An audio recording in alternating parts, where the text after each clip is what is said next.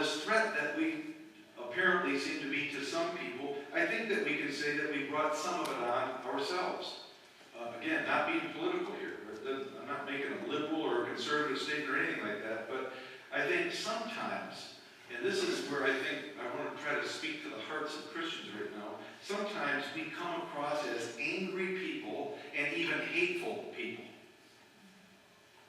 And I think that that's probably become more apparent since we see these cable news shows and so forth, and a lot of people representing the political right are Christians, and so they're representing the Christian right and so forth, and they come across as angry. And if there's ever anything that a Christian should not come across it is angry and hateful, and jockeying for position and things like that. Let me give you a case in point. Why I think we bring some of this stuff on ourselves. When I say we, I'm talking about a certain Christians. Take the death penalty, for instance. Okay? The death penalty is a heated issue. Some believe in the death penalty and some don't believe in the death penalty. And every one of us have a right to vote for candidates and so forth based on, if that's an important issue to us.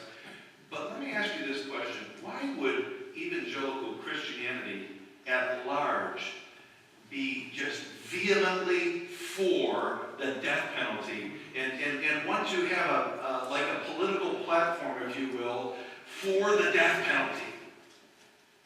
Whether you believe in it or not, I'm not making a political statement.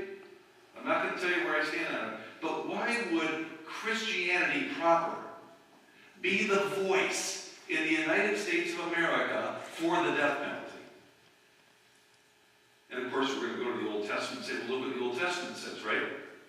If man is shed by man's blood and so forth. The Old Testament also says that the woman that was brought out in front of Jesus should have been stoned to death. And what did Jesus say?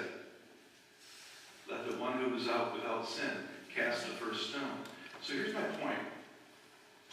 The church should be about grace and mercy. Now, whether in the voting booth we want to go vote for whatever convictions we have, that's fine. But why should the church be a voice vehemently for the death penalty? And what has been a result of that?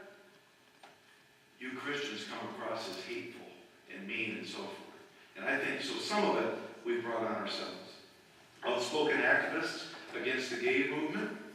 In some cases, people have held up signs in demonstrations and so forth that I can't even repeat to you in front of children. I could not repeat the words that quote-unquote Christians have held up on these signs. Again, not making a political statement as to where you should stand on that. That has nothing to do with what I'm talking about, but just the spirit that the church has in the world should be one of love and kindness and graciousness. Not so that we don't get persecuted, so that we don't bring whatever persecution might come our way on ourselves. By claiming that we've come into this relationship with Jesus Christ by grace and through this steadfast love of God, and then over here we're saying, kill them.